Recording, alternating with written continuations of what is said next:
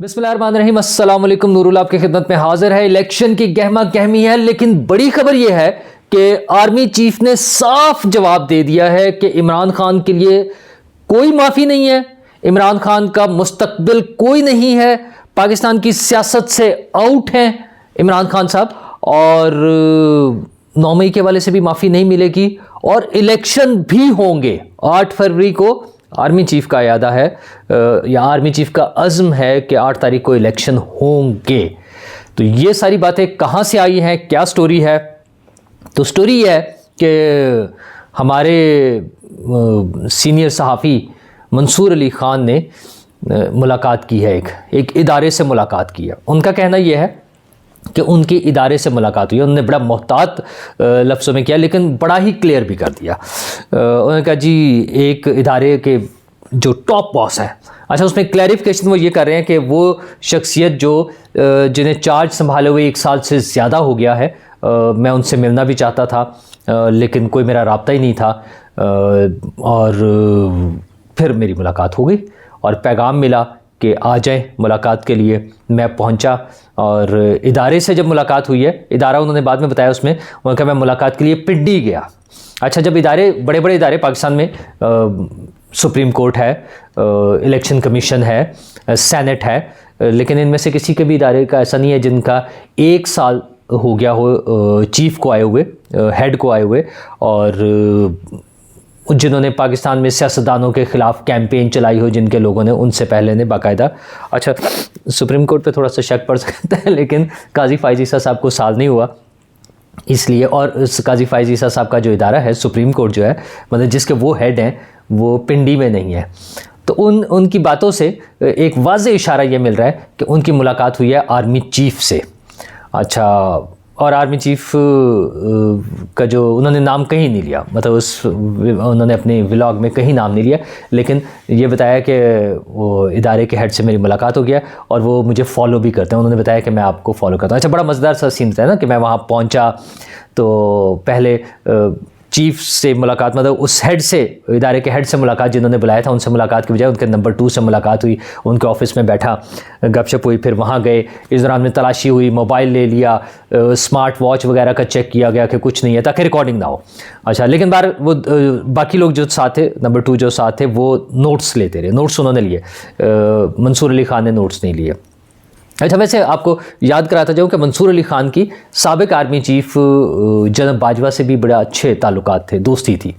और खैर जनरल बाजवा ने जो इंटरव्यूज़ दिए या उनका जो इंटरव्यूज़ का सिलसिला चला था, वो उस पर फिर किसी वक्त बात करेंगे, बहुत उस पर कई दफ़ा बातें हो चुकी हैं, लेकिन ये ज़्यादा इम्पॉर्टेंट था कि नए चीफ से मुलाकात हुई है। और पहले बहुत से लोगों ने कोशिश की, इवन ये हुआ कि प्राइम मिनिस्टर की ओथ टेकिंग पर, काकड़ साहब की ओथ टेकिंग पर शामी साहब ने शायद उनसे, ये मेरा ख्याल है वहाँ बात हुई थी, चूँकि कुछ दोस्त जो वहाँ थे उन्होंने ये बात की कि मुजीबुर रहमान शामी साहब ने उनसे बात की, आर्मी चीफ से मिले और उनसे मुलाकात के वाले से बात की। तो आर्मी चीफ ने कहा कि मुझे डर लगता है सहाफ़ियों से, मैं मिलना नहीं चाहता, मतलब मैं हेजिटेंट हूँ। डर का मतलब ये कि मैं हेजिटेंट हूँ कि फिर बातें कुछ से कुछ हो जाती हैं, जो भी था इस तरह से कुछ था। लेकिन यह है कि अब इदारे को महसूस हुआ कि उनकी कम्युनिकेशन बराह रास्त होनी चाहिए और इसके लिए उन्हें बुलाया गया। मंसूर अली ख़ान ने एक बात बड़ी वाज़ेह की है, उनसे पता चलता है कि मंसूर अली ख़ान की ख्वाहिश पर यह मुलाकात नहीं हुई, बल्कि उन्हें बुलाया गया कि आ जाए, आए मिले, बात करते हैं जी, हम आपको, ज़ाहिर है कम्युनिकेट हो रहा है ना, चीज़ें, मैसेज पहुँचाया जा रहा है, क्योंकि कुछ डाउट्स हैं कि पता नहीं क्या हो रहा है, कहीं कोई होता ना कि 50-50, कोई अंदर से कुछ और है, कोई कुछ और है। तो वो मेरा ख्याल वजाहत के लिए ये हुआ। तो मंसूर अली ख़ान ने एज़ एक्सपेक्टेड, पहला क्वेश्चन उनका था कि इलेक्शन हो रहे हैं, तो वहाँ से जवाब आया कि जी 8 फरवरी को इलेक्शन हो रहे हैं और इसमें कोई शक नहीं होना चाहिए। अच्छा जी, ठीक है।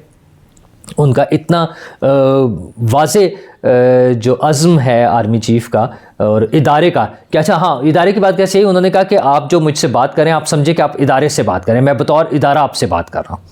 अच्छा, वैसे ये आर्मी चीफ्स के लिए इस तरह की बात भी कॉमन सी है।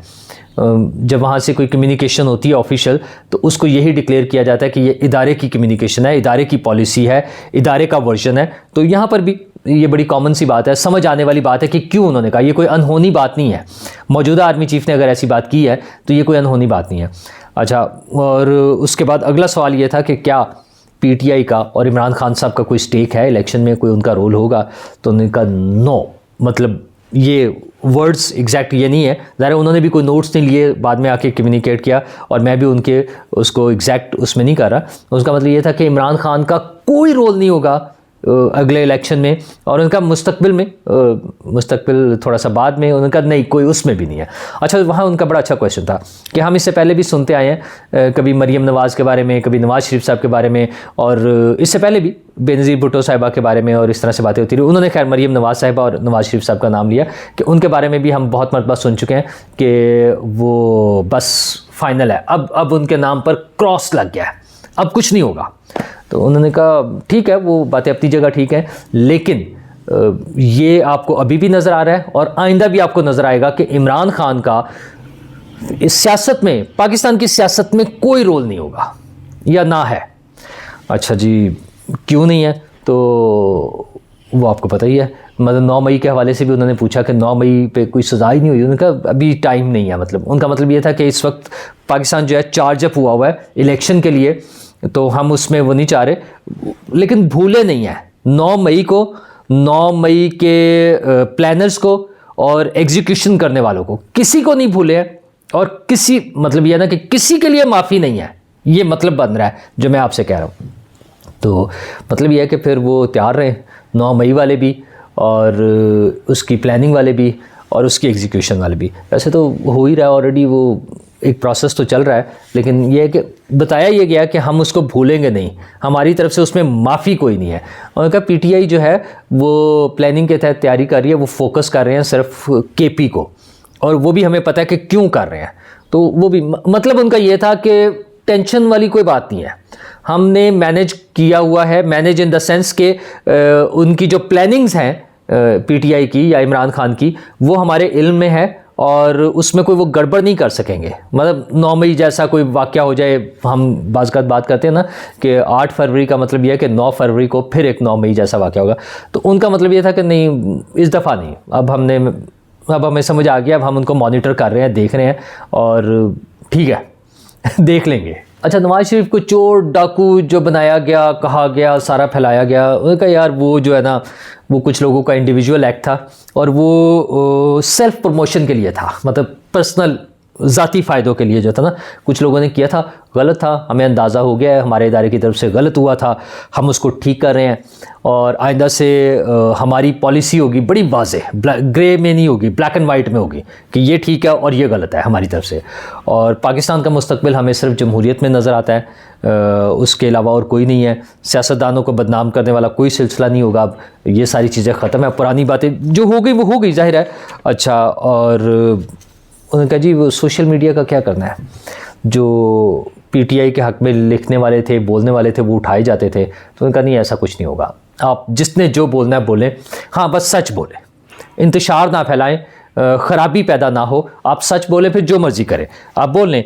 और अंदर से जो कहते हैं ना खबरें आती हैं, वो खामोश मुजाहिद और इस तरह की चीज़ें, उनका कोई चक्कर नहीं है। इदारे की पॉलिसी इदारे के अंदर है, बाहर बैठे हुए लोगों को कुछ नहीं पता होता, वो बिल्कुल गलत बात करते हैं। मतलब यह है कि वो बातें गलत होती हैं, वो खामोश मुजाहिद ने बता दिया, फ़लाँ बता दिया, उनका ऐसा कोई चक्कर नहीं है। हमारा एक अपना मैकेनिज़्म है, हम उसके मुताबिक चल रहे हैं और बाकी है कि ठीक है हम आगे लेके चलेंगे।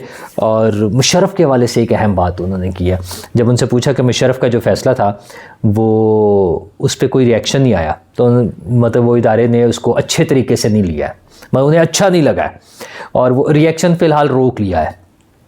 अच्छा, उस पर कोई प्रेस कॉन्फ्रेंस भी नहीं आएगी, ये भी उन्होंने क्लियर कर दिया। लेकिन रिएक्शन रोक लेने का मतलब ये है कि ये नहीं कहा कि रिएक्शन नहीं है, रिएक्शन है लेकिन रोक लिया है।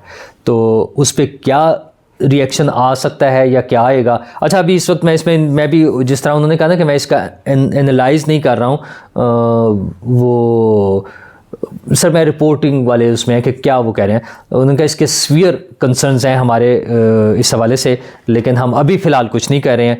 और जो पोलराइजेशन है ना सोसाइटी में, वो बड़ा गलत हो गया हुआ है कि पीटीआई का सबसे बड़ा जुर्म जो है वो ये है कि उन्होंने पोलराइज कर दिया है वो, और पोलराइजेशन हर शोबे में है, स्टूडेंट्स में है, जजेस में है, सहाफ़ियों में है, इवन फैमिलीज़ के अंदर है, भाई भाई से लड़ता है, बाप बेटे से लड़ता है। अच्छा, इख्तलाफ रखना एक मुख्तलिफ चीज़ था ना, इख्तलाफ राय हो सकता है, हर एक का होता है, लेकिन इस बुनियाद पे लड़ाई झगड़े वो जो कुछ हुआ, खैर अच्छा फिर वो डिटेल में जाएंगे तो हम हमारा एनालिसिस आ जाएगा। तो उन्होंने कहा ये गलत हो गया, इसको हम ख़त्म करेंगे। तो क्रक्स जो निकलता है इसका वो ये है कि अगला इलेक्शन हो या उससे आगे, इदारे की पॉलिसी है या इदारे का बयान है कि इमरान खान नहीं है, इमरान खान नो मोर, और उनकी जो प्लानिंग्स हैं अगर केपी के हवाले से है या कहीं और से है तो उसका बंदोबस्त हो जाएगा और इलेक्शंस होंगे। और सियासतदानों के ख़िलाफ़ जो हैं कैंपेन्स, उनको बदनाम करने के लिए, उनके हवाले से नेगेटिविटी फैलाने के लिए वो नहीं चलेंगी इदारे ने। और जमहूरियत को इस मुल्क का मुस्तकबिल और इस मुल्क के मसाइल का हल समझा जा रहा है इदारे में। तो ये सारी बातें पॉजिटिव हैं। मंसूर अली ख़ान के इंटरव्यू के बाद अब मुझे लग रहा है कि इस तरह की और मुलाकातें भी होंगी, क्योंकि उन्होंने बताया कि वो और लोगों को भी फॉलो करते हैं। अच्छा, और अच्छी बात है, ज़ाहिर है एज ए ह्यूमन बीइंग अगर कोई किसी को सुनता है, किसी के व्यूज़ से मुतासर है या किसी को फॉलो करता है तो बड़ा नेचुरल सी बात है। ये कोई एबनॉर्मल चीज़ नहीं है। एबनॉर्मल, खैर वो भी एबनॉर्मल तो क्या, ड्यूटीज़ अपनी जगह है, ज़ाती ज़िंदगी में चीज़ें होती हैं।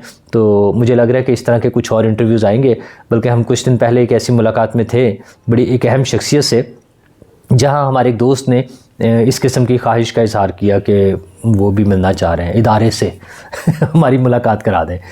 तो उसमें ये था कि अच्छा चलें देखते हैं, बात करते हैं। तो मुझे लगता है कि अब जल्द ही इस तरह की कुछ और मुलाकातें होंगी, चीज़ें सामने आएंगी, उनका वर्जन भी आएगा और इस पर सियासतदानों का वर्जन भी आएगा। सियासतदानों में वैसे फ़िलहाल तो मुझे नहीं लगता कोई आएगा, क्योंकि सियासतदान मसरूफ़ हैं इस वक्त इलेक्शन की कैंपेन में।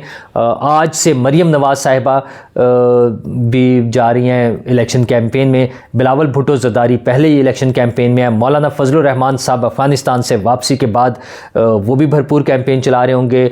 ANP जमात इस्लामी तो ऑलरेडी खुसूसन फ़लस्तीन के हवाले से वो बड़े एक्टिव है, उस पर काम कर रहे हैं। और MQM और दीगर जमातें अपनी अपनी इलेक्शन कैंपेन चला रहे हैं। PTI का मसला है, इलेक्शन सिंबल्स बहुत ज़्यादा हैं, उसको कैसे कम्युनिकेट करते हैं, लोगों तक कैसे पहुंचाते हैं और लोग उसको कैसे रिएक्ट करते हैं। और 8 फरवरी का इलेक्शन, आज नहीं ये बात करनी, आज चूँकि मैंने अभी आपको इदारे का मैसेज पहुंचाया है कि 8 फरवरी को इलेक्शन हो रहे हैं, तो आज मैं अपने वाला वर्जन आज नहीं, इस वीडियो में नहीं दूंगा, वो अगली वीडियो में सही मैं दूंगा, क्योंकि उसकी बहुत सारी वजूहात हैं। वो करारदादें, तीसरी करारदाद पर लेटर भी आ गया है, तो वो सारी बातें, लेकिन ये बातें अब नहीं, इस वीडियो में नहीं होंगी, किसी और अगली वीडियो में होंगी। शुक्रिया।